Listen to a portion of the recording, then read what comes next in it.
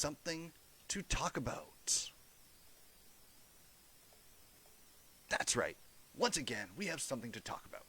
And since it is Mania week, we have the best topic to talk about. It's actually our Mania topic. Is WrestleMania our Comic-Con? For those who don't know, Comic-Con is the event generally known as the San Diego Comic-Con that happens yearly, with exceptions, in San Diego. It is the biggest pop culture event of the year, for non-wrestling fans, that is.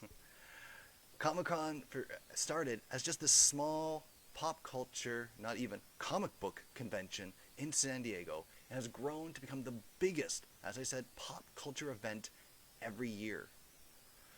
WrestleMania, since the introduction of Access, has slowly grown into a magnet for wrestling fans and promotions worldwide. Every year. Before the pandemic, you had to make a choice. What show would you watch each day? Not even each day. Morning, afternoon, and evening. That's how many choices you get at a normal before pandemic WrestleMania week. Not weekend, week. This is exactly like how Comic-Con, if those who go to it, you know you have to schedule based on each panel that is shown every day. This was such a big thing before the pandemic that you had, like, AEW had to come out before we had all these issues, and there was thought for last year's WrestleMania that they said they wouldn't put on a show, unlike this year, during that time, because it was so much going on that they said there's just no point. Let their guys go and do the other shows and get things out. That's what you want. And that showed that AEW, the second biggest company in North America, said it's not worth us to put on a show because it's so saturated with shows. If you go to Comic-Con, there are so many other companies putting on events in San Diego, just the way the wrestling companies all over the world are doing the same thing at WrestleMania. You will get comedy nights, you will get game nights, you will get every single thing you can think of. It's going on at Comic-Con, because that's when the world arrives. And for wrestling fans, this is when the world arrives. Every city that WWE has put WrestleMania in since they started the Access feature, it's a totally different ball game now. I went to WrestleMania 18. We showed up at the venue like any other show, waited in line, went in, and left. Toronto didn't have all those shows back then. Granted, it's sad to say that was 19 years ago now. Oh. But a lot has changed, like I said, since then. There are fans that literally plan their vacations now around WrestleMania. They'll take their whole week and go down and enjoy it. Some will take 2 weeks and enjoy time after. Let's not forget, you got that Raw after.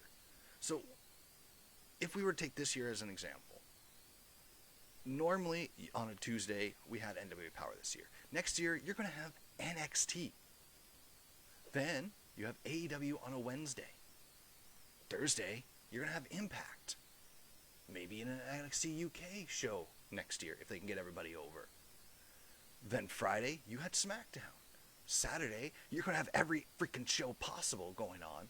This year, we had Hardcore Justice. But Saturday and Sunday night, you're going to have Mania. Then Monday, you're going to have Raw. You literally can be there for a week and see 3 shows a day all week, except for maybe the Monday.